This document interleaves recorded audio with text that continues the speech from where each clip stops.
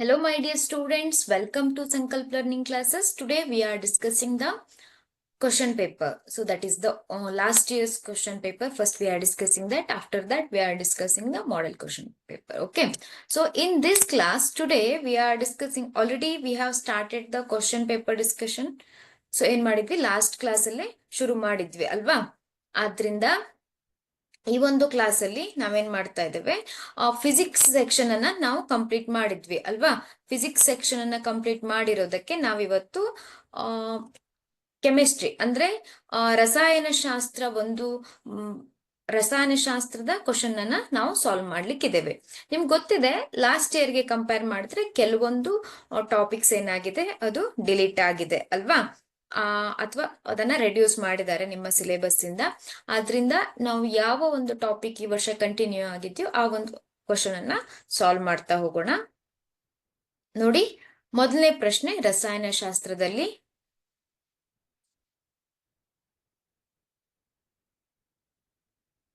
ಕೆಳಗಿನ ಪ್ರಶ್ನೆಗಳಿಗೆ ಅಥವಾ ಅಪೂರ್ಣ ಹೇಳಿಕೆಗಳಿಗೆ 4 ಪರ್ಯಾಯ ಉತ್ತರಗಳನ್ನ ನೀಡಲಾಗಿದೆ. ಅವುಗಳಲ್ಲಿ ಸೂಕ್ತವಾದ ಒಂದು ಉತ್ತರವನ್ನ ಆರಿಸಿ ಅದರ ಕ್ರಮಾಕ್ಷರದೊಡನೆ ಬರೆಯಿರಿ ಅಂತ ಇದೆ. ನೋಡಿದು 14ನೇ ಪ್ರಶ್ನೆ. 13 ಪ್ರಶ್ನೆಗಳನ್ನ ನಾವು ಭೌತ ವಿಜ್ಞಾನ ವಿಭಾಗದಲ್ಲಿ ನಾವು ಕಂಪ್ಲೀಟ್ ಮಾಡಿದ್ದೇವೆ ಅಲ್ವಾ? ಈಗ ನಾವು ರಸಾಯನ ವಿಜ್ಞಾನ ಈ ಒಂದು ಭಾಗದಲ್ಲಿ ಉಳಿದಿರೋ ಒಂದಷ್ಟು ಕ್ವಶನ್ಸ್ ಅನ್ನ ನೋಡೋಣ. ನೋಡಿ, ಮೊದಲನೇದಾಗಿ ಕಾರ್ಬಾಕ್ಸಿಲಿಕ್ ಆಮ್ಲ ಮತ್ತು ಆಲ್ಕೋಹಾಲ್ಗಳ ನಡುವಿನ ವರ್ತನೆಯಿಂದ ಉಂಟಾಗುವ ಸಾವಯವ ಸಂಯುಕ್ತಗಳೆಂದರೆ? ಕಾರ್ಬಾಕ್ಸಿಲಿಕ್ ಆಮ್ಲ ಹಾಗೆ ಆಲ್ಕೋಹಾಲ್ ಅಲ್ವಾ? ಅವೆರಡರ ವರ್ತನೆಯಿಂದ ಉಂಟಾಗುವಂತಹ ಒಂದು ಸಾವಯವ ಸಂಯುಕ್ತ ಯಾವುದು ಅಂತ ಇದೆ. ಆಪ್ಷನ್ ಎ ಅಲ್ಡಿಹೈಡ್ಗಳು, ಆಪ್ಷನ್ ಬಿ ಕೀಟೋನ್ಗಳು, ಆಪ್ಷನ್ ಸಿ ಎಸ್ಟರ್ಗಳು, ಆಪ್ಷನ್ ಡಿ ಹೈಡ್ರೋಕಾರ್ಬನ್ಗಳು. ಇಲ್ಲಿ ಕಾರ್ಬಾಕ್ಸಿಲಿಕ್ ಆಮ್ಲ ಮತ್ತು ಆಲ್ಕೋಹಾಲ್ಗಳ ನಡುವಿನ ವರ್ತನೆಯಿಂದ ಉಂಟಾಗುವಂತಹ ಸಾವಯವ ಸಂಯುಕ್ತಗಳನ್ನ ನಾವು ಎಸ್ಟರ್ಗಳು ಅಂತ ಹೇಳ್ತೇವೆ ಅಲ್ವಾ? ಆಪ್ಷನ್ ಸಿ ಎಸ್ಟರ್ಗಳು ಸರಿಯಾದ ಉತ್ತರ.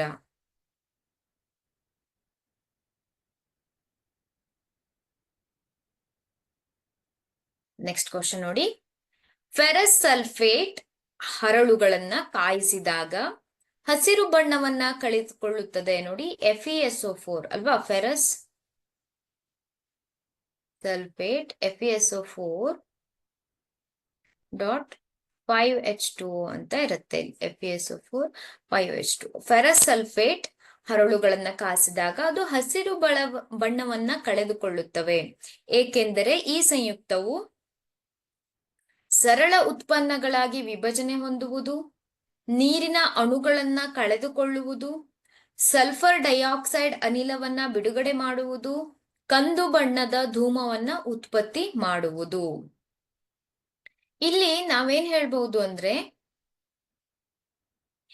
ಈ ಫೆರಸ್ ಸಲ್ಫೇಟ್ ಹರಳುಗಳನ್ನ ಕಾಯಿಸಿದಾಗ ಈ ಒಂದು ನೀರಿನ ಅಣುಗಳನ್ನ ಕಳೆದುಕೊಳ್ಳೋದ್ರಿಂದ ಏನಾಗತ್ತೆ, ಅದು ಹಸಿರು ಬಣ್ಣವನ್ನ ಕಳೆದುಕೊಳ್ಳುತ್ತೆ. ಸರಿಯಾದ ಉತ್ತರ ಅದು ನೀರಿನ ಅಣುಗಳನ್ನ ಕಳೆದುಕೊಳ್ಳುವುದು. ಆಪ್ಷನ್ ಬಿ ಸರಿಯಾದ ಉತ್ತರ, ನೀರಿನ ಅಣುಗಳನ್ನ ಕಳೆದುಕೊಳ್ಳುವುದು.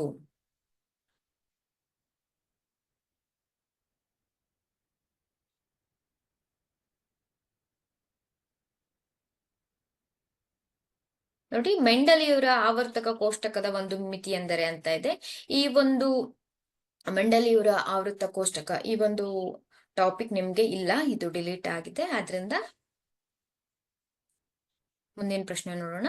ಈ ಕೆಳಗಿನ ಪ್ರಶ್ನೆಗಳಿಗೆ ಉತ್ತರಿಸಿ ಅಂತ ಇದೆ.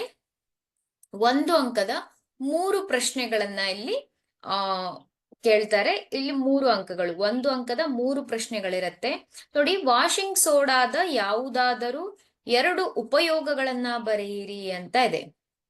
ವಾಷಿಂಗ್ ಸೋಡಾ ಗಡಸು ನೀರನ್ನ ಮೆದುಗೊಳಿಸಲು ಈ ಒಂದು ವಾಷಿಂಗ್ ಸೋಡಾವನ್ನ ಬಳಸುವರು ಅಲ್ವಾ? ಹಾಗೆ ಬಟ್ಟೆಗಳನ್ನ ಗಡಸು ನೀರಿನೆಲ್ಲ ಒಗೆಯಲು, ಹಾಗೆ ಬೇರೆ ಬೇರೆ ಒಂದು ಕಾರ್ಯಗಳಲ್ಲಿ ಈ ಒಂದು ವಾಷಿಂಗ್ ಸೋಡಾವನ್ನ ಬಳಸ್ತಾರೆ ಅಲ್ವಾ. ವಾಷಿಂಗ್ ಸೋಡಾ ಇರ್ಬೋದು, ಬೇಕಿಂಗ್ ಸೋಡಾ ಇರ್ಬೋದು, ಇವೆಲ್ಲವುಗಳ ಉಪಯೋಗ ತುಂಬಾ ಇಂಪಾರ್ಟೆಂಟ್ ಇದೆ ನೋಡಿ. ಇದನ್ನ 1 ಅಂಕಕ್ಕೆ ಕೇಳಿದ್ದಾರೆ ಈ ಪ್ರಶ್ನೆಯನ್ನ.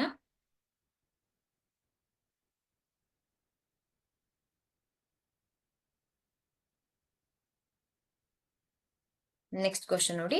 ಮತ್ತೆ ಆಧುನಿಕ ಆವರ್ತಕ ಕೋಷ್ಟಕದಲ್ಲಿ ಆವರ್ತಗಳು ಮತ್ತೆ ಗುಂಪುಗಳು ಎಂದರೇನು ಅಂತ ಇದೆ. ಈ ಪ್ರಶ್ನೆನೂ ಕೂಡ ಇಲ್ಲ. 19ನೇ ಪ್ರಶ್ನೆನೂ ಕೂಡ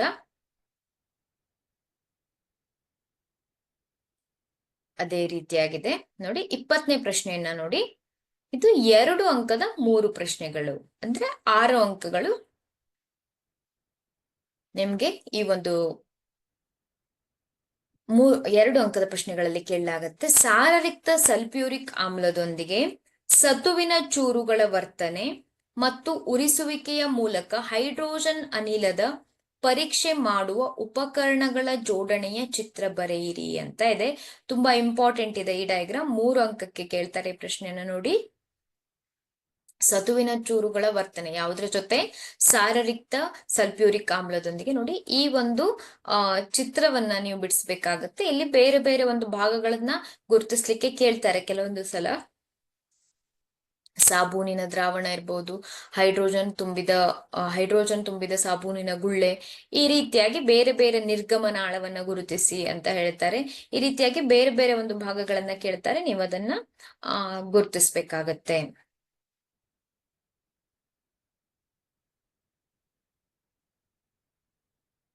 ನೆಕ್ಸ್ಟ್ ಕ್ವಶನ್ ನೋಡಿ. 21ನೇ ಪ್ರಶ್ನೆ, ಇದು ಕೂಡ 3 ಅಂಕದ ಪ್ರಶ್ನೆ. ಏಕಕಾಲದಲ್ಲಿ ಕೆಂಪು ಮತ್ತು ನೀಲಿ ಲಿಟ್ಮಸ್ ಕಾಗದಗಳನ್ನ ಬ್ರೈನ್ ದ್ರಾವಣ ಮತ್ತು ಆ ದ್ರಾವಣವನ್ನ ವಿದ್ಯುತ್ ವಿಭಜನೆಗೆ ಒಳಪಡಿಸಿ ಪಡೆದ ಜಲೀಯ ಉತ್ಪನ್ನದಲ್ಲಿ ಅದ್ದಲಾಗಿದೆ. ಲಿಟ್ಮಸ್ ಕಾಗದಗಳಲ್ಲಿ ನೀವು ಗಮನಿಸುವ ಬದಲಾವಣೆಗಳೇನು? ನಿಮ್ಮ ಉತ್ತರವನ್ನ ಕಾರಣಗಳೊಂದಿಗೆ ಸ್ಪಷ್ಟೀಕರಿಸಿ ಅಂತ ಇದೆ. ಇಲ್ಲಿ ನೋಡಿ, ಕೆಂಪು ಮತ್ತೆ ನೀಲಿ ಲಿಟ್ಮಸ್ ಕಾಗದವನ್ನ ಬ್ರೈನ್ ದ್ರಾವಣ ಅಂದ್ರೆ ನಿಮ್ಗೆ ಗೊತ್ತಿದೆ ಅಲ್ವಾ. ಬ್ರೈನ್ ದ್ರಾವಣ ಅಂದ್ರೆ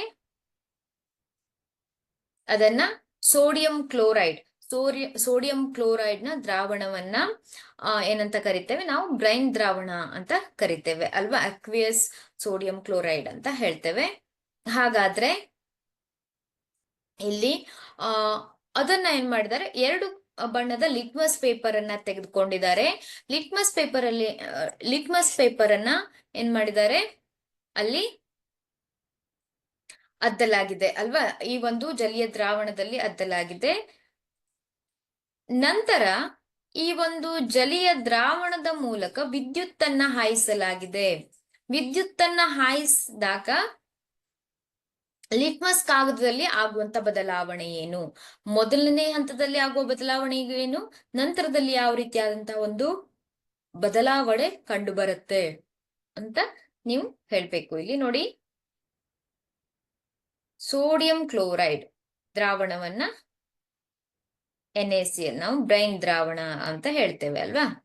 ಈ ಸೋಡಿಯಂ ಕ್ಲೋರೈಡ್ ದ್ರಾವಣದಲ್ಲಿ ನೀವು ಈ ಕೆಂಪು ಮತ್ತು ನೀಲಿ ಲಿಟ್ಮಸ್ ಕಾಗದಗಳನ್ನ ಅದ್ದಿದಾಗ ಯಾವುದೇ ಬದಲಾವಣೆ ಕಂಡು ಬರೋದಿಲ್ಲ.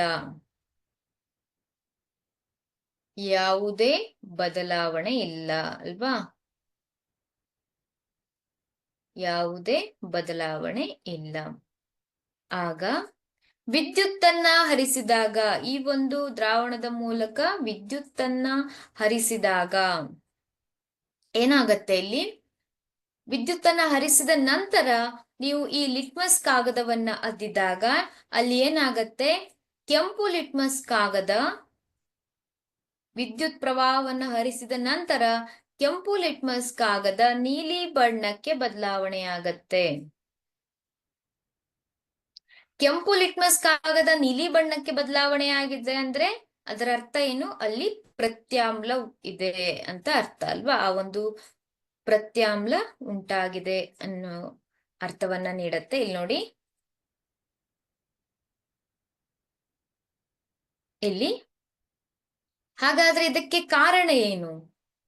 ಸೋಡಿಯಂ ಕ್ಲೋರೈಡ್ ದ್ರಾವಣವನ್ನ ಅಂದ್ರೆ ಬ್ರೈನ್ ದ್ರಾವಣವನ್ನ ವಿದ್ಯುತ್ ವಿಭಜನೆಗೆ ಒಳಪಡಿಸುವುದಕ್ಕಿಂತ ಮುಂಚೆ ಅದನ್ನ ಅದ್ದಿದಾಗ ಏನಾಗೋದಿಲ್ಲ, ಅಲ್ಲಿ ಯಾವುದೇ ಬದಲಾವಣೆ ಆಗೋದಿಲ್ಲ. ವಿದ್ಯುತ್ ವಿಭಜನೆಗೆ ಒಳಪಡಿಸಿದ ನಂತರ ಆ ಒಂದು ದ್ರಾವಣದಲ್ಲಿ ಅದ್ದಿದಾಗ ಕೆಂಪು ಲಿಟ್ಮಸ್ ಕಾಗದ ನೀಲಿ ಬಣ್ಣಕ್ಕೆ ಬದಲಾವಣೆ ಆಗೋದನ್ನ ನೀವು ನೋಡ್ಬೋದು. ಇಲ್ಲಿ ನೋಡಿ, ಸೋಡಿಯಂ ಕ್ಲೋರೈಡ್ ಏನಾಗತ್ತೆ, ಸೋಡಿಯಂ ಮತ್ತೆ ವಿದ್ಯುತ್ ಪ್ರವಾಹವನ್ನು ಹರಿಸಿದಾಗ ಸೋಡಿಯಂ ಮತ್ತೆ ಕ್ಲೋರಿನ್ ಅಯಾನುಗಳನ್ನು ಉಂಟು ಮಾಡುತ್ತೆ. ಹಾಗೆ ನೀರು H+ ಮತ್ತೆ OH- ಅಯಾನುಗಳನ್ನ ಉಂಟು ಮಾಡುತ್ತೆ ಅಲ್ವಾ. ಇಲ್ಲಿ ಈ ಸೋಡಿಯಂ ಅಯಾನುಗಳು ಹೈಡ್ರಾಕ್ಸೈಡ್ ಅಯಾನುಗಳೊಂದಿಗೆ ವರ್ತಿಸಿ ಸೋಡಿಯಂ ಹೈಡ್ರಾಕ್ಸೈಡ್ NaOH ಅನ್ನು ಉಂಟು ಮಾಡುತ್ತೆ. ಸೋಡಿಯಂ ಅಣುಗಳು ಹಾಗೆ OH ಅಣುಗಳು ಸೇರಿ ಸೋಡಿಯಂ ಹೈಡ್ರಾಕ್ಸೈಡ್ ಅನ್ನು ಉಂಟು ಮಾಡುತ್ತೆ. ಸೋಡಿಯಂ ಹೈಡ್ರಾಕ್ಸೈಡ್ ಅನ್ನುವಂಥದ್ದು ಪ್ರತ್ಯಾಮ್ಲ. ವಿದ್ಯುತ್ ವಿಭಜನೆಗೆ ಒಳಪಡಿಸಿದ ನಂತರ ಅಲ್ಲಿ ಏನಾಗುತ್ತೆ, ಸೋಡಿಯಂ ಹೈಡ್ರಾಕ್ಸೈಡ್ ಉಂಟಾಗುತ್ತೆ, ಅದೊಂದು ಪ್ರತ್ಯಾಮ್ಲ. ಆದ್ದರಿಂದ ಕೆಂಪು ಲಿಟ್ಮಸ್ ಕಾಗದವನ್ನ ಅದ್ದಿದಾಗ ಅದು ನೀಲಿ ಬಣ್ಣಕ್ಕೆ ಬದಲಾವಣೆಯಾಗತ್ತೆ. ಈ ರೀತಿಯಾಗಿ ನೀವು ಉತ್ತರವನ್ನ ತಿಳಿದಿಟ್ಕೊಳ್ಬೇಕು, ವಿವರವಾಗಿ ಉತ್ತರವನ್ನ ಬರಿಬೇಕಾಗತ್ತೆ.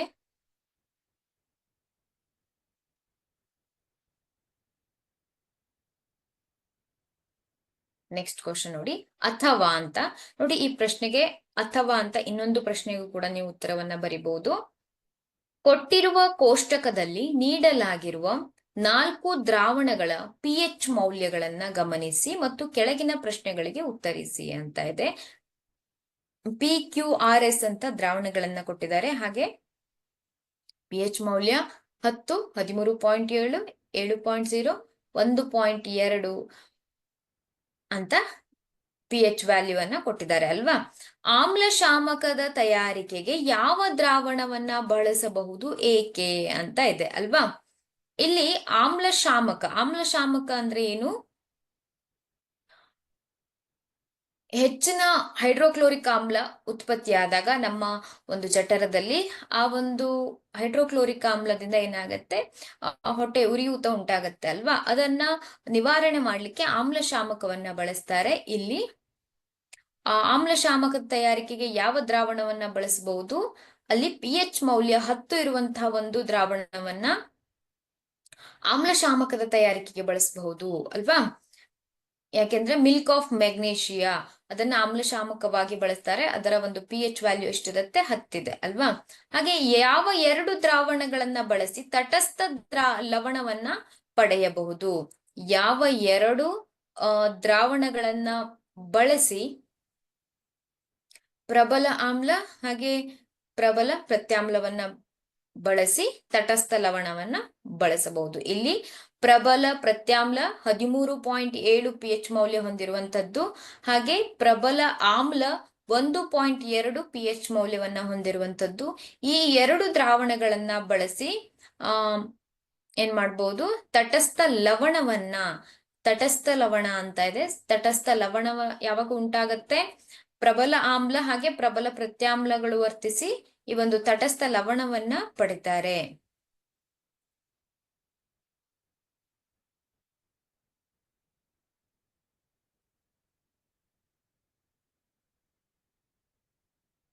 ನೆಕ್ಸ್ಟ್ ಕ್ವಶನ್ ನೋಡಿ, 22ನೇ ಪ್ರಶ್ನೆ. ಇದು ಕೂಡ 3 ಅಂಕದ ಪ್ರಶ್ನೆ. ತಾಮ್ರದ ವಿದ್ಯುತ್ ವಿಭಜನೀಯ ಶುದ್ಧೀಕರಣವನ್ನ ತೋರಿಸುವ ಉಪಕರಣಗಳ ಜೋಡಣೆಯ ಚಿತ್ರವನ್ನ ಬರೆದು ಆಮ್ಲೀಕರಿಸಿದ ತಾಮ್ರದ ಸಲ್ಫೇಟ್ ದ್ರಾವಣವನ್ನ ಗುರುತಿಸಿ ಅಂತ ಇದೆ. ಆಮ್ಲೀಕರಿಸಿದ ತಾಮ್ರದ ಸಲ್ಫೇಟ್ ದ್ರಾವಣವನ್ನ ಗುರುತಿಸಿ ಅಂತ ಇದೆ. ನೋಡಿ, ನೀವು ಈ ಒಂದು ಚಿತ್ರವನ್ನ ಬಿಡಿಸ್ಬೇಕಾಗತ್ತೆ. ಓಕೆ ನೋಡಿ, 23ನೇ ಪ್ರಶ್ನೆ. ಇದು ಕೂಡ 3 ಅಂಕಕ್ಕೆ ಕೇಳಬಹುದಾದಂತ ಪ್ರಶ್ನೆ. 3x3 ಅಂತ ಇದೆ. 3 ಅಂಕಗಳ 3 ಪ್ರಶ್ನೆ ಇರುತ್ತೆ. ನೀವು ಅದಕ್ಕೆ ಉತ್ತರವನ್ನ ಬರಿಬೇಕಾಗತ್ತೆ. ಕೆಳಗಿನ ರಾಸಾಯನಿಕ ಕ್ರಿಯೆಗಳಲ್ಲಿ ನೋಡಿ, 23ನೇ ಪ್ರಶ್ನೆ, ಉತ್ಕರ್ಷಣ ಮತ್ತು ಅಪಕರ್ಷಣಗೊಂಡಿರುವ ವಸ್ತುಗಳನ್ನ ಗುರುತಿಸಿ ಅಂತ ಇದೆ. ಇಲ್ಲಿ ಜಿಂಕ್ ಆಕ್ಸೈಡ್ ಏನಾಗುತ್ತೆ, ಕಾರ್ಬನ್ ನೊಂದಿಗೆ ವರ್ತಿಸಿ ಜಿಂಕ್ ಮತ್ತೆ ಕಾರ್ಬನ್ ಮೊನಾಕ್ಸೈಡ್ ಆಗತ್ತೆ. ಹಾಗೆ ಕಮಟುವಿಕೆ ಎಂದರೇನು, ಇದನ್ನ ತಡೆಗಟ್ಟುವ 2 ವಿಧಾನಗಳನ್ನ ತಿಳಿಸಿ ಅಂತ ಇದೆ. ಇಲ್ಲಿ ನೀವೇನ್ ಮಾಡ್ಬೇಕು, ಜಿಂಕ್ ಆಕ್ಸೈಡ್ ಏನಾಗಿದೆ, ಇಲ್ಲಿ ಜಿಂಕ್ ಆಗಿ ಬದಲಾವಣೆ ಆಗಿದೆ ಅಲ್ವಾ?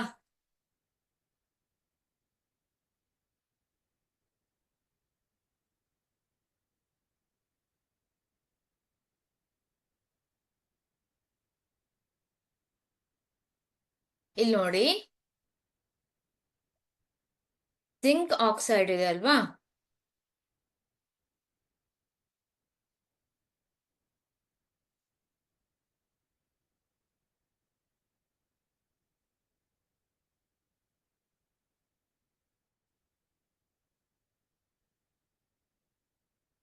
ಏನಾಗ್ತಾ ಇದೆ? ಜಿಂಕ್ ಆಗಿ ಬದಲಾವಣೆ ಆಗ್ತಾ ಇದೆ. ಇದು ಆಕ್ಸಿಜನ್ ಅನ್ನ ಕಳೆದುಕೊಳ್ತಾ ಇದೆ ಅಲ್ವಾ? ಆಕ್ಸಿಜನ್ ಅನ್ನ ಕಳೆದುಕೊಂಡಿದೆ ಅಂದ್ರೆ ಅದು ಅಪಕರ್ಷಣೆಗೆ ಒಳಗಾಗಿದೆ ಅಂತ ಅರ್ಥ. ಹಾಗೆ ಕಾರ್ಬನ್ ನೋಡಿ, ಕಾರ್ಬನ್ ಮೊನಾಕ್ಸೈಡ್ ಆಗಿದೆ, ಆಕ್ಸಿಜನ್ ಅನ್ನ ಪಡೆದುಕೊಂಡಿದೆ, ಆದ್ರಿಂದ ಅದು ಉತ್ಕರ್ಷಣಗೊಂಡಿದೆ ಅಂತ ಹೇಳ್ಬಹುದು ಅಲ್ವಾ? ಜಿಂಕ್ ಆಕ್ಸೈಡ್ ಅಪಕರ್ಷಣಗೊಂಡಿದೆ, ಹಾಗೆ ಕಾರ್ಬನ್ ಉತ್ಕರ್ಷಣಗೊಂಡಿದೆ ಅಂತ ಹೇಳ್ತೇವೆ ಅಲ್ವಾ?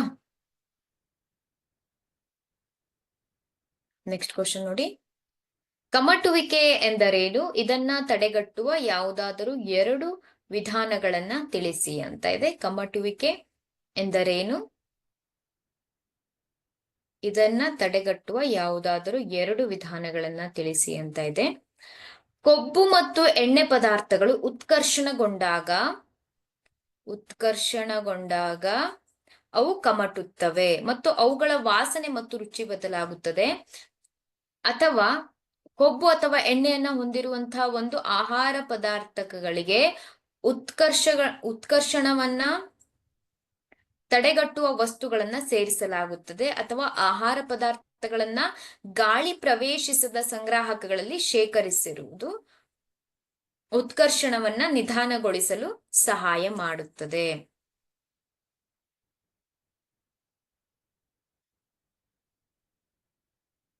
ನೋಡಿ, ಪ್ರಶ್ನೆಯನ್ನ ಸರಿಯಾಗಿ ಓದ್ಕೊಳ್ಳಿ.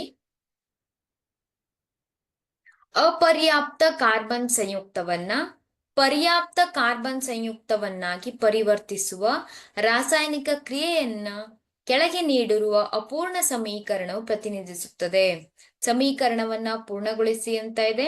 ಹಾಗೆ ಅನಿಲ X ಮತ್ತೆ Y ವಸ್ತುವನ್ನ ಹೆಸರಿಸಿ ಈ ಕ್ರಿಯೆಯಲ್ಲಿ ಅಂತಿಮ ಉತ್ಪನ್ನವು ಸೂರ್ಯನ ಬೆಳಕಿನಲ್ಲಿ ಕ್ಲೋರಿನ್ ನೊಂದಿಗೆ ವರ್ತಿಸಿದಾಗ ಏನಾಗುತ್ತದೆ ಅಂತ ಇದೆ. ಇಲ್ಲಿ ನೋಡಿ, ಇಲ್ಲಿ ನಿಕೆಲ್ ಅಥವಾ ಪೆಲಾಡಿಯಂ ಅನ್ನುವಂತಹ ಒಂದು ವಸ್ತುವನ್ನ ಬಳಸ್ತಾರೆ. ಹಾಗೆ X ಅನಿಲ, ಹೈಡ್ರೋಜನ್ ಅನಿಲವನ್ನ ಬಳಸ್ತಾರೆ. ಹಾಗೆ ಇಲ್ಲಿ ಒಂದು ಪರ್ಯಾಪ್ತ ಕಾರ್ಬನ್ ಸಂಯುಕ್ತ ಉಂಟಾಗತ್ತೆ, C2H6 ಅಂತ ನೀವು ಹೇಳ್ಬಹುದು. ಈ C2H6 ಕ್ಲೋರಿನ್ ನೊಂದಿಗೆ ವರ್ತಿಸಿದಾಗ ಏನಾಗತ್ತೆ? ಅದು ಕ್ಲೋರೋ ಈಥೇನ್ ಅನ್ನ ಉಂಟು ಮಾಡುತ್ತೆ.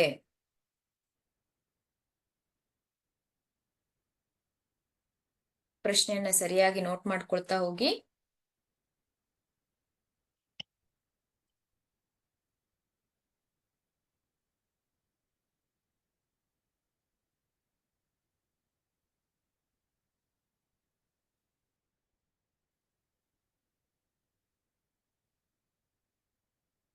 ನೆಕ್ಸ್ಟ್ ಕ್ವಶನ್ ನೋಡಿ, ಕಾರ್ಬನ್ ಪರಮಾಣು C4+ ಅಥವಾ C4- ಅಯಾನುಗಳನ್ನ ಉಂಟು ಮಾಡಲು ಸಾಧ್ಯವಿಲ್ಲ, ಏಕೆ ಅಂತ ಇದೆ. ಹಾಗೆ ಮೀಥೇನ್ನ ಇಲೆಕ್ಟ್ರಾನ್ ಚುಕ್ಕಿ ರಚನೆಯನ್ನ ಬರೆಯಿರಿ ಅಂತ ಇದೆ. ಮೀಥೇನ್ನ ಇಲೆಕ್ಟ್ರಾನ್ ಚುಕ್ಕಿ ರಚನೆಯನ್ನ ಬರೆಯಿರಿ.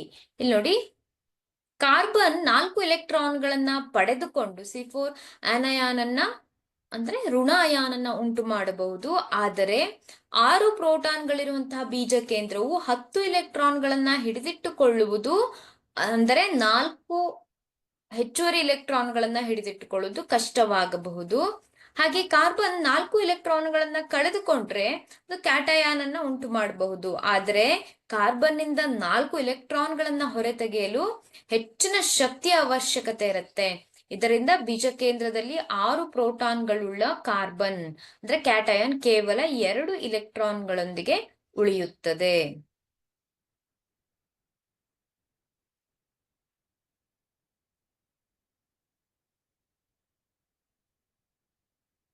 ಪ್ರಶ್ನೆಯನ್ನ ನೋಟ್ ಮಾಡ್ಕೊಳ್ಳಿ.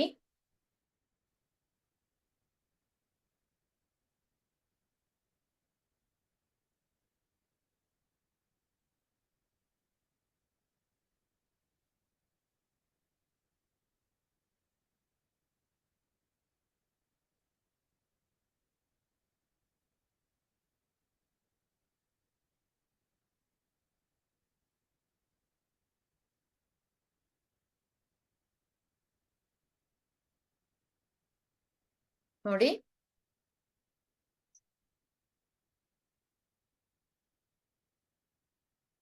ಸಾಬೂನು ಸ್ವಚ್ಛಗೊಳಿಸುವ ಕ್ರಿಯೆಯಲ್ಲಿ ಮಿಸೈಲ್ಗಳು ಹೇಗೆ ಉಂಟಾಗುತ್ತವೆ ಅಂತ ಇದೆ.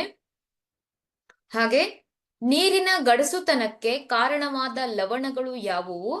ಮಾರ್ಜಕಗಳು ಗಡಸು ನೀರಿನಲ್ಲಿಯೂ ಪರಿಣಾಮಕಾರಿ ಏಕೆ ಅಂತ ಇದೆ.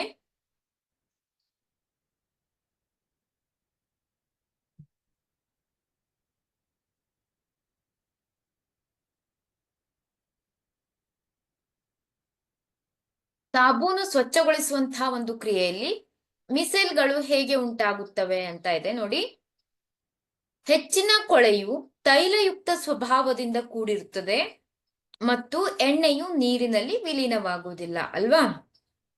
ಸಾಬೂನಿನ ಅಣುಗಳು ಉದ್ದ ಸರಪಳಿಯ ಕಾರ್ಬಾಕ್ಸಿಲಿಕ್ ಆಮ್ಲ, ಸೋಡಿಯಂ ಅಥವಾ ಪೊಟ್ಯಾಷಿಯಂ ಲವಣಗಳಾಗಿದೆ. ಸಾಬೂನಿನ ಅಯಾನಿಕ್ ತುದಿ ನೀರಿನೊಂದಿಗೆ ವರ್ತಿಸಿದರೆ ಕಾರ್ಬನ್ ಸರಪಳಿಯು ಎಣ್ಣೆಯೊಂದಿಗೆ ವರ್ತಿಸುತ್ತದೆ. ಹೀಗೆ ಸಾಬೂನಿನ ಅಣುಗಳು ಮಿಸೈಲ್ಗಳೆಂಬ ರಚನೆಗಳನ್ನ ಉಂಟು ಮಾಡುತ್ತೆ.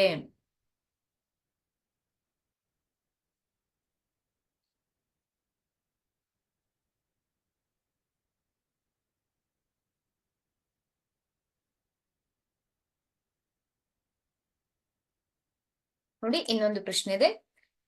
ನೀರಿನ ಗಡಸುತನಕ್ಕೆ ಕಾರಣವಾದ ಲವಣಗಳು ಯಾವುವು ಅಂತ ಇದೆ. ನೀರಿನ ಗಡಸುತನಕ್ಕೆ ಕಾರಣವಾದಂತಹ ಲವಣಗಳನ್ನ ನಾವು ಮೆಗ್ನೀಷಿಯಂ ಲವಣಗಳು, ಹಾಗೆ ಕ್ಯಾಲ್ಸಿಯಂ ಲವಣಗಳು ಅಂತ ಹೇಳ್ತೇವೆ ಅಲ್ವಾ. ಮಾರ್ಜಕಗಳು ಗಡಸು ನೀರಿನಲ್ಲಿಯೂ ಪರಿಣಾಮಕಾರಿ ಏಕೆ ಅಂತ ಇದೆ. ಸಾಬೂನುಗಳನ್ನ ನಾವು ಗಡಸು ನೀರಿನಲ್ಲಿ ಬಳಸಲಿಕ್ಕೆ ಆಗೋದಿಲ್ಲ, ಆದರೆ ಮಾರ್ಜಕಗಳು ಗಡಸು ನೀರಿನಲ್ಲಿಯೂ ಪರಿಣಾಮಕಾರಿ ಏಕೆ ಅಂತ ಇದೆ.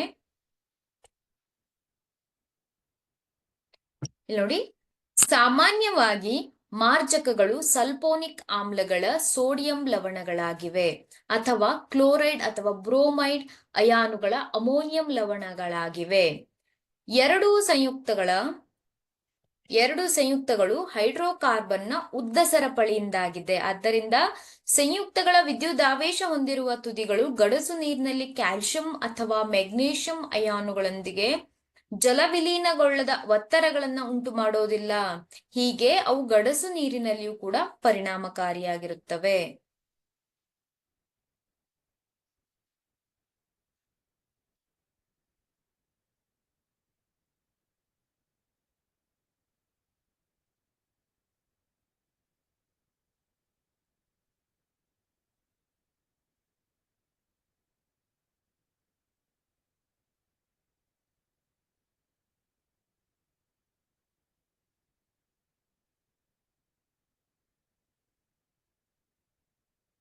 ನೆಕ್ಸ್ಟ್ ಕ್ವಶನ್ ನೋಡಿ,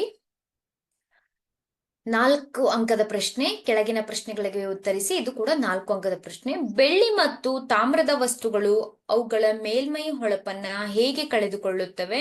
ಗ್ಯಾಲ್ವನೀಕರಣವು ಕಬ್ಬಿಣದ ವಸ್ತುಗಳನ್ನ ಹೇಗೆ ಸಂರಕ್ಷಿಸುತ್ತವೆ?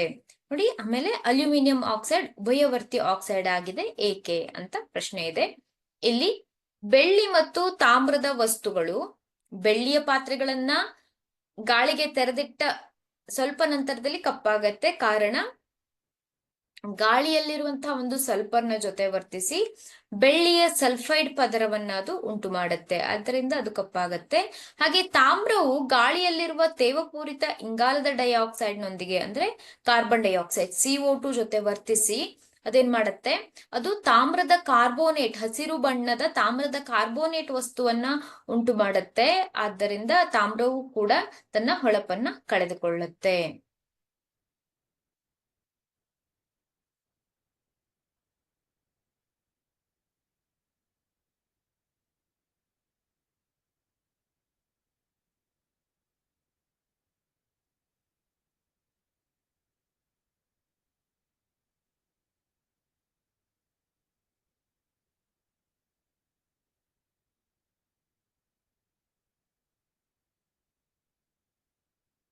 ನೋಡಿ, ಇಲ್ಲಿ ಗ್ಯಾಲ್ವನೀಕರಣವು ಕಬ್ಬಿಣದ ವಸ್ತುಗಳನ್ನ ಹೇಗೆ ಸಂರಕ್ಷಿಸುತ್ತದೆ ಅಂತ ಇದೆ. ಗ್ಯಾಲ್ವನೀಕರಣ ಅಂದ್ರೆ ಕಬ್ಬಿಣದ ವಸ್ತುಗಳಿಗೆ ಸತುವಿನ ಲೇಪನವನ್ನ ಮಾಡುವಂತದ್ದನ್ನ ಗ್ಯಾಲ್ವನೀಕರಣ ಅಂತ ಹೇಳ್ತೇವೆ ಅಲ್ವಾ. ಸತು ಕಬ್ಬಿಣಕ್ಕಿಂತ ಹೆಚ್ಚು ಕ್ರಿಯಾತ್ಮಕವಾಗಿದೆ. ಆದ್ದರಿಂದ ಸತ್ವವು ವಾತಾವರಣದಲ್ಲಿರುವಂತಹ ಗಾಳಿಯಲ್ಲಿರುವಂತಹ ಆಕ್ಸಿಜನ್ ನೊಂದಿಗೆ ವರ್ತಿಸಿ ಅದು ಒಂದು ಪದರವನ್ನ ಉಂಟು ಮಾಡುತ್ತೆ. ಹಾಗೆ ಕಬ್ಬಿಣದ ವಸ್ತುಗಳು ಯಾವುದೇ ರೀತಿಯಾಗಿ ಸಂಕ್ಷಾರಣಕ್ಕೆ ಒಳಗಾಗದಂತೆ ಅದು ನೋಡಿಕೊಳ್ಳುತ್ತೆ. ಆದ್ದರಿಂದ ಅದನ್ನ ಗ್ಯಾಲ್ವನೀಕರಣ ಅಂತ ಕರೀತಾರೆ. ಇಲ್ಲಿ ಅಲ್ಯೂಮಿನಿಯಂ ಆಕ್ಸೈಡ್ ಉಭಯವರ್ತಿ ಆಕ್ಸೈಡ್ ಆಗಿದೆ ಏಕೆ ಅಂತ ಇದೆ ಅಲ್ವಾ. ಅಲ್ಯೂಮಿನಿಯಂ ಆಕ್ಸೈಡ್ ಉಭಯವರ್ತಿ ಆಕ್ಸೈಡ್ ಆಗಿದೆ ಏಕೆ ಅಂತ. ಇಲ್ಲಿ ಅಲ್ಯೂಮಿನಿಯಂ ಆಕ್ಸೈಡ್ ಅದು ಆಮ್ಲ ಹಾಗೂ ಪ್ರತ್ಯಾಮ್ಲ ಎರಡರೊಂದಿಗೆ ವರ್ತಿಸಿದಾಗಲೂ ಕೂಡ ಲವಣ ಮತ್ತೆ ನೀರನ್ನ ಬಿಡುಗಡೆ ಮಾಡುತ್ತೆ. ಆದ್ದರಿಂದ ಅದನ್ನ ಉಭಯವರ್ತಿ ಆಕ್ಸೈಡ್ ಅಂತ ಕರಿತೇವೆ.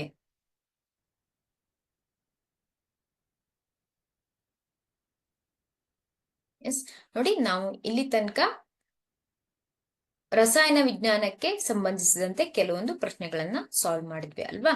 ಈಗ ಜೀವಶಾಸ್ತ್ರ ಅಥವಾ ಜೀವ ವಿಜ್ಞಾನಕ್ಕೆ ಸಂಬಂಧಿಸಿದ ಹಾಗೆ ಕೆಲವೊಂದು ಪ್ರಶ್ನೆಗಳನ್ನ ತಿಳ್ಕೊಳ್ತಾ ಹೋಗೋಣ.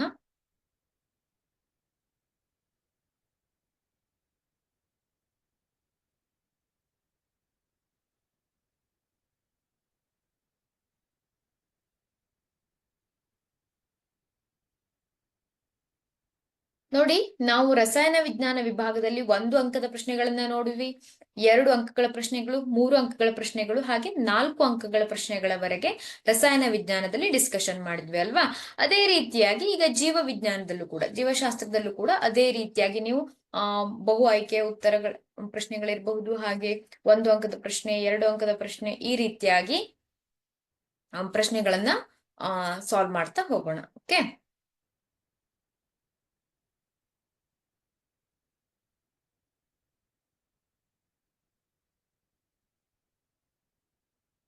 ಕೆಳಗಿನ ಪ್ರಶ್ನೆಗಳಿಗೆ ಅಥವಾ ಅಪೂರ್ಣ ಹೇಳಿಕೆಗೆ 4 ಪರ್ಯಾಯ ಉತ್ತರಗಳನ್ನ ನೀಡಲಾಗಿದೆ. ಅವುಗಳಲ್ಲಿ ಸೂಕ್ತವಾದ ಒಂದು ಉತ್ತರವನ್ನ ಆರಿಸಿ ಅದರ ಕ್ರಮಾಕ್ಷರದೊಡನೆ ಪೂರ್ಣ ಉತ್ತರವನ್ನ ಬರೆಯಿರಿ ಅಂತ ಇದೆ. 27ನೇ ಪ್ರಶ್ನೆಯನ್ನು ನೋಡಿ, ಕೆಳಗಿನವುಗಳಲ್ಲಿ ಪರಾವರ್ತನೆ ಕ್ರಿಯೆಗೆ ಒಂದು ನಿದರ್ಶನ. ಕುರ್ಚಿಯನ್ನ ಜರುಗಿಸುವುದು, ರುಚಿಯನ್ನ ಅನುಭವಿಸುವುದು, ಕಾದ ತವವನ್ನ ತಿಳಿಯದೆ ಮುಟ್ಟಿದಾಗ ಕೈಯನ್ನ ಹಿಂದಕ್ಕೆ ಎಳೆದುಕೊಳ್ಳುವುದು, ಕಾರ್ಯಕ್ರಮದ ಕೊನೆಯಲ್ಲಿ ಚಪ್ಪಾಳೆ ತಟ್ಟುವುದು ಅಲ್ವಾ. ಇಲ್ಲಿ ಪರಾವರ್ತಿತ ಕ್ರಿಯೆ ಅಂದ್ರೆ ನಮ್ಮ ನಿಯಂತ್ರಣದಲ್ಲಿ ಅಂದ್ರೆ ಅತಿ ವೇಗವಾಗಿ ನೀಡುವಂತಹ ಒಂದು ಪ್ರತಿಕ್ರಿಯೆ ಅಲ್ವಾ. ನಮ್ಮ ಮೆದುಳಿನ ಒಂದು ಸಂದೇಶಕ್ಕೆ ಕಾಯದೆ ಅತಿ ವೇಗವಾಗಿ ಪ್ರತಿಕ್ರಿಯೆಯನ್ನ ನೀಡಿದ್ರೆ ಯಾವುದೋ ಒಂದು ಸಂದರ್ಭದಲ್ಲಿ ಅದನ್ನ ಪರಾವರ್ತನೆ ಕ್ರಿಯೆ ಅಂತ ಹೇಳ್ತೇವೆ ಅಲ್ವಾ. ಕುರ್ಚಿಯನ್ನ ಜರುಗಿಸುವುದು ಅಲ್ಲ, ರುಚಿಯನ್ನ ಅನುಭವಿಸುವುದು ಇದು ಕೂಡ ಪರಾವರ್ತನೆ ಅಲ್ಲ. ಕಾದ ತವವನ್ನ ತಿಳಿಯದೆ ಮುಟ್ಟಿದಾಗ ಕೈಯನ್ನ ಹಿಂದಕ್ಕೆ ಎಳೆದುಕೊಳ್ಳುವುದು ಇದು ಸರಿಯಾಗಿದೆ ಅಲ್ವಾ. ಅಥವಾ ಮುಳ್ಳಿನ ಮೇಲೆ ಕಾಲಿಟ್ಟಾಗ ಕಾಲನ್ನ ಹಿಂದಕ್ಕೆ ತೆಗೆದುಕೊಳ್ಳೋದು, ಇವೆಲ್ಲವೂ ಕೂಡ ಪರಾವರ್ತನೆ ಕ್ರಿಯೆಗೆ ಉದಾಹರಣೆ ಅಂತ ಹೇಳ್ಬಹುದು. ಕಾರ್ಯಕ್ರಮದ ಕೊನೆಯಲ್ಲಿ ಚಪ್ಪಾಳೆ ತಟ್ಟುವುದು ಇದು ಕೂಡ ಪರಾವರ್ತನೆ ಅಲ್ಲ ಅಂತ ಹೇಳ್ಬಹುದು. ಆದ್ರಿಂದ ಸರಿಯಾದ ಉತ್ತರ ಯಾವುದು? Option C.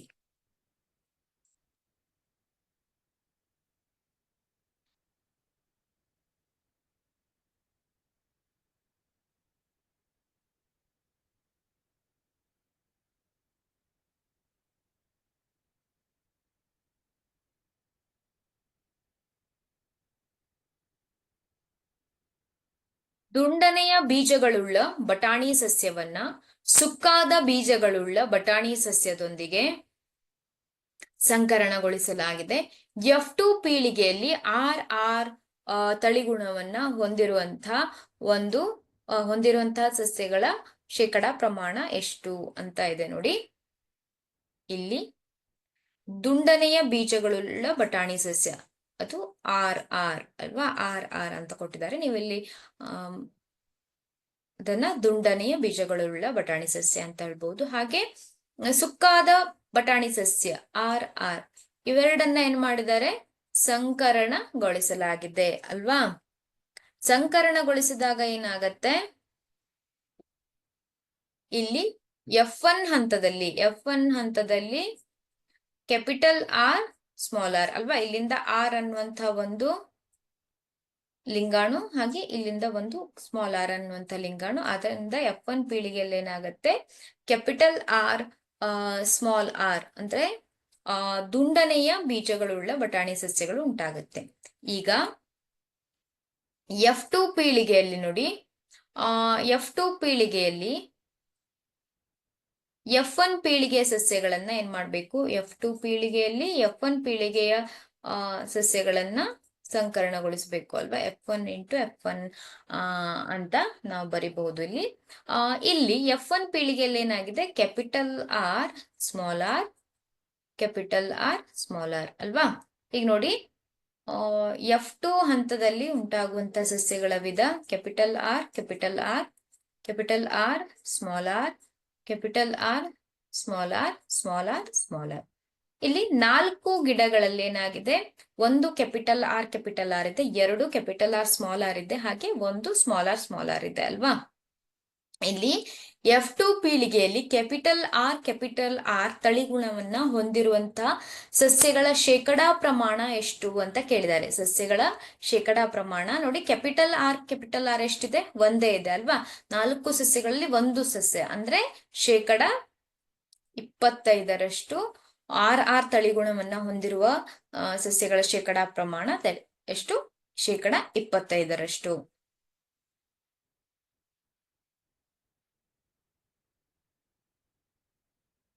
ನೆಕ್ಸ್ಟ್ ನೋಡಿ, ಈಗ 1 ಅಂಕಗಳ ಪ್ರಶ್ನೆ, 1 ಅಂಕಗಳ 3 ಪ್ರಶ್ನೆಯನ್ನ ಕೇಳಲಾಗತ್ತೆ. ಓಝೋನ್ ಒಂದು ಮಾರಣಾಂತಿಕ ವಿಷವಾಗಿದ್ದರೂ ಭೂಮಿಯ ಮೇಲಿನ ಜೀವಿಗಳಿಗೆ ಇದು ಅಗತ್ಯವಾಗಿದೆ.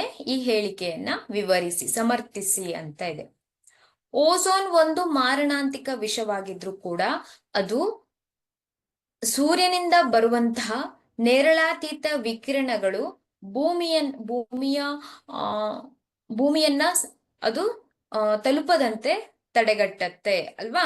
ಹಾಗೆ ಸಸ್ಯಗಳಿಗೆ ಹಾಗೆ ಪ್ರಾಣಿಗಳಿಗೆ ಉಂಟಾಗಬಹುದಾದಂತಹ ಚರ್ಮ ರೋಗಗಳಿರ್ಬಹುದು, ಬೇರೆ ಬೇರೆ ರೋಗಗಳಿಂದ ಅದು ಸಂರಕ್ಷಣೆ ಮಾಡುತ್ತೆ. ಡೈರೆಕ್ಟ್ ಆಗಿ ಒಂದು UV ಲೈಟ್ ಅನ್ನುವಂಥದ್ದು ನಮ್ಮ ದೇಹದ ಮೇಲೆ, ನಮ್ಮ ಚರ್ಮದ ಮೇಲೆ ಬಿದ್ರೆ ಏನಾಗತ್ತೆ, ಅಲ್ಲಿ ಕೆಲವೊಂದು ರೋಗಗಳು ಉಂಟಾಗಬಹುದು ಚರ್ಮಕ್ಕೆ ಸಂಬಂಧಿಸಿರೋದು. ಆದ್ರಿಂದ ಈ ಓಝೋನ್ ಪದರ ಏನ್ ಮಾಡುತ್ತೆ ಅಂದ್ರೆ ಆ ಒಂದು UV ಕಿರಣಗಳು ಭೂಮಿಯ ವಾತಾವರಣವನ್ನ ತಲುಪದೇ ಇರೋ ಹಾಗೆ ನೋಡಿಕೊಳ್ಳುತ್ತೆ. ಇದು ಕೂಡ 1 ಅಂಕದ ಪ್ರಶ್ನೆ. ನೆಕ್ಸ್ಟ್ ನೋಡಿ,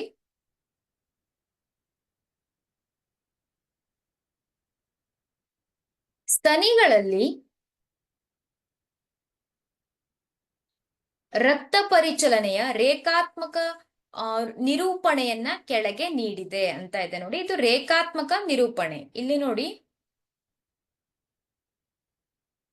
ಹೃದಯ ಇದೆ. ಹೃದಯದ ಏನಾಗತ್ತೆ, ಹೃದಯಕ್ಕೆ ಬೇರೆ ಬೇರೆ ಭಾಗಗಳಿಂದ ಬರುವಂತಹ ಅಶುದ್ಧ ರಕ್ತ ಅಂದರೆ ಕಾರ್ಬನ್ ಡೈಆಕ್ಸೈಡ್ ಹೊಂದಿರುವಂತಹ ರಕ್ತ ಹೃದಯವನ್ನ ತಲುಪುತ್ತೆ. ಹೃದಯ ಏನ್ ಮಾಡುತ್ತೆ, ಅದನ್ನ ಶ್ವಾಸಕೋಶಕ್ಕೆ ಕಳಿಸುತ್ತೆ.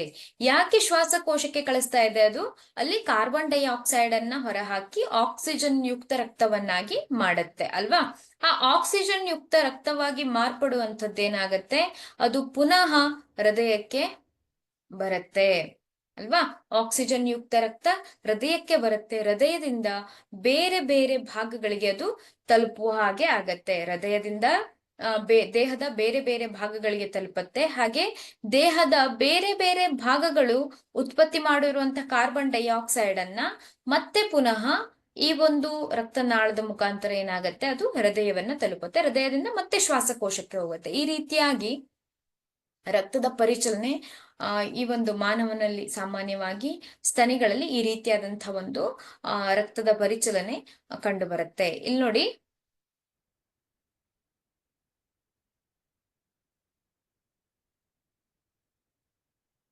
ರಕ್ತನಾಳ X ಮತ್ತು Y ಯನ್ನ ಹೆಸರಿಸಿ ಅಂತ ಇದೆ. ರಕ್ತನಾಳ X ಮತ್ತು Y ಯನ್ನ ಹೆಸರಿಸಿ ಅಂತ ಇದೆ, ಗೊತ್ತಾಯ್ತಾ. ನೋಡಿ, ಇಲ್ಲಿ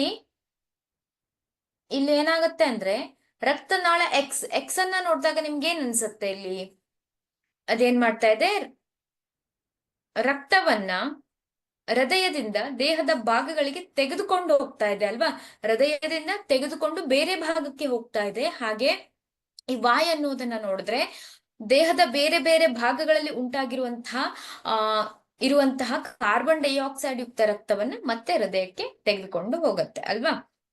ಹಾಗಾದ್ರೆ ಇಲ್ಲಿ ಎಕ್ಸ್ ಅನ್ನುವಂಥದ್ದನ್ನ ನಾವೇನ್ ಹೇಳ್ಬಹುದು, ಮಹಾ ಅಪಧಮನಿ ಅಥವಾ ಎಕ್ಸ್ ಅನ್ನುವಂಥದ್ದನ್ನ ನಾವೇನ್ ಹೇಳ್ಬಹುದು, ಅಪಧಮನಿ. ಅಪಧಮನಿ ಅಂದ್ರೆ ಯಾವಾಗ್ಲೂ ಹೃದಯದಿಂದ ರಕ್ತವನ್ನ ತೆಗೆದುಕೊಂಡು ಹೋಗುವಂಥದ್ದು. ಹೃದಯದಿಂದ ರಕ್ತವನ್ನ ತೆಗೆದುಕೊಂಡು ಹೋಗುವಂಥದ್ದನ್ನ ಅಪಧಮನಿಗಳು ಅಂತ ಹೇಳ್ತೇವೆ. ಹಾಗೆ ವಾಯ್ ಅನ್ನುವಂಥದ್ದನ್ನ ಅಭಿಧಮನಿ ಅಲ್ವಾ. ಯಾಕೆಂದ್ರೆ ಹೃದಯಕ್ಕೆ ರಕ್ತವನ್ನ ತೆಗೆದುಕೊಂಡು ಹೋಗ್ತಾ ಇರುವಂತದ್ದು, ಹೃದಯದಿಂದ ಅಲ್ಲ, ಹೃದಯಕ್ಕೆ ರಕ್ತವನ್ನ ತೆಗೆದುಕೊಂಡು ಹೋಗ್ತಾ ಇರುವಂತದ್ದು ಅಭಿಧಮನಿಗಳು ಅಂತ ಹೇಳ್ತೇವೆ. ಯಾವ ರಕ್ತನಾಳ ಕವಾಟವನ್ನ ಹೊಂದಿರುತ್ತದೆ, ಅಭಿಧಮನಿಗಳು ಕವಾಟವನ್ನ ಹೊಂದಿರುತ್ತವೆ ಅಂತ ಹೇಳ್ಬಹುದು. ನೋಡಿ, ತುಂಬಾ ಈಸಿ ಆಗಿರುವಂತಹ ಒಂದು ಪ್ರಶ್ನೆ. ನೆಕ್ಸ್ಟ್ ಕ್ವಶನ್, ಪರಿಸರ ವ್ಯವಸ್ಥೆಯಲ್ಲಿ ಆಹಾರ ಸರಪಳಿಯ ಉನ್ನತ ಸ್ತರಕ್ಕೆ ತಲುಪಿದಂತೆ ಜೀವಿಗಳ ಸಂಖ್ಯೆ ಕಡಿಮೆಯಾಗುತ್ತದೆ ಏಕೆ ಅಂತ ಇದೆ. ಪರಿಸರ ವ್ಯವಸ್ಥೆಯಲ್ಲಿ ಆಹಾರ ಸರಪಳಿಯ ಉನ್ನತ ಸ್ತರಕ್ಕೆ ತಲುಪಿದಂತೆ ಅಂತ ಇದೆ ಅಲ್ವಾ. ಇಲ್ಲಿ ಉನ್ನತ ಸ್ತರಕ್ಕೆ ತಲುಪಿದಂತೆ ಏನಾಗತ್ತೆ ಅಂದ್ರೆ ಪ್ರತಿ ಹಂತದಲ್ಲಿ ಕೇವಲ 10% ಶಕ್ತಿ ವರ್ಗಾವಣೆ ಆಗೋದ್ರಿಂದ ಉನ್ನತ ಸ್ತರದ ಜೀವಿಗಳಿಗೆ ಹೆಚ್ಚಿನ ಶಕ್ತಿ ದೊರೆಯುವುದಿಲ್ಲ. ಹೆಚ್ಚಿನ ಸ್ತರಗಳಿದ್ರೆ, ಹೆಚ್ಚಿನ ಪೋಷಣಾ ಸ್ತರಗಳಿದ್ರೆ ಅಲ್ಲಿ ಉನ್ನತ ಹಂತದ ಜೀವಿಗಳಿಗೆ ಸರಿಯಾದ ಒಂದು ಶಕ್ತಿ ದೊರೆಯೋದಿಲ್ಲ. ಯಾಕೆಂದ್ರೆ ಕೇವಲ 10% ಮಾತ್ರ ಆ ಒಂದು ಜೀವಿಯಿಂದ ಇನ್ನೊಂದು ಜೀವಿಗೆ ವರ್ಗಾವಣೆ ಆಗುವಂತಹ ಒಂದು ಹಂತ ಇದೆ ಅಲ್ವಾ. ಆದ್ದರಿಂದ ಇಲ್ಲಿ ಜೀವಿಗಳ ಸಂಖ್ಯೆ ಈ ಒಂದು ಕಾರಣದಿಂದ ಕಡಿಮೆ ಆಗತ್ತೆ ಅಂತ ಹೇಳ್ಬಹುದು.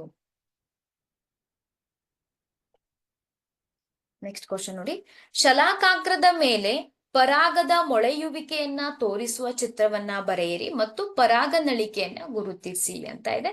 ತುಂಬಾ ಇಂಪಾರ್ಟೆಂಟ್ ಆಗಿರುವಂತಹ ಚಿತ್ರ. ನಾನು ಇಲ್ಲಿ ಚಿತ್ರವನ್ನ ಕೊಟ್ಟಿಲ್ಲ, ನೀವು ಅದನ್ನ ಬಿಡಿಸಿ ಪ್ರಾಕ್ಟೀಸ್ ಮಾಡ್ಕೊಳ್ಬೇಕು, ಗೊತ್ತಾಯ್ತಾ.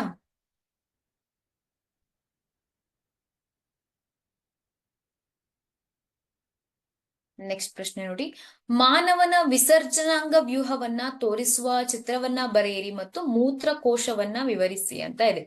ಮಾನವನ ವಿಸರ್ಜನಾಂಗ ವ್ಯೂಹದ ಚಿತ್ರವನ್ನ ಬರಿಬೇಕಾಗತ್ತೆ, ತುಂಬಾ ಇಂಪಾರ್ಟೆಂಟ್ ಇದೆ. ಇದು 33ನೇ ಪ್ರಶ್ನೆ.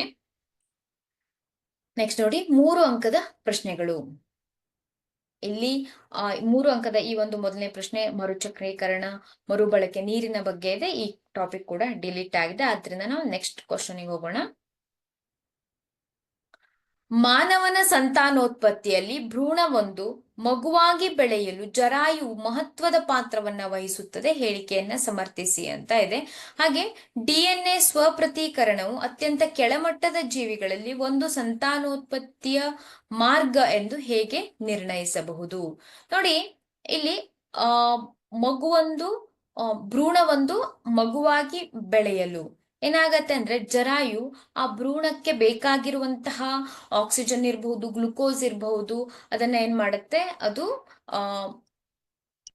ಭ್ರೂಣಕ್ಕೆ ತಲುಪುವ ಹಾಗೆ ಮಾಡುತ್ತೆ. ಹಾಗೆ ಭ್ರೂಣದಲ್ಲಿ ಉತ್ಪತ್ತಿಯಾಗಿರುವಂತಹ ಕೆಲವೊಂದು ನೈಟ್ರೋಜನ್ ತ್ಯಾಜ್ಯಗಳಿರಬಹುದು, ಕಾರ್ಬನ್ ಡೈಆಕ್ಸೈಡ್ ಇರಬಹುದು, ಅವುಗಳನ್ನ ಹೊರಹಾಕಲು ಕೂಡ ಈ ಒಂದು ಜರಾಯು ಅನ್ನುವಂತಹ ಒಂದು ಭಾಗ ಸಹಾಯಕವಾಗಿದೆ ಅಂತ ಹೇಳ್ಬಹುದು. ತುಂಬಾ ಇಂಪಾರ್ಟೆಂಟ್ ಆಗಿರುವಂತಹ ಒಂದು ಪ್ರಶ್ನೆ. ಇದನ್ನ ರಿಪೀಟೆಡ್ ಆಗಿ ಬೇರೆ ಬೇರೆ ಕ್ವಶನ್ ಪೇಪರ್ ಅಲ್ಲಿ ಕೇಳಿದ್ದಾರೆ.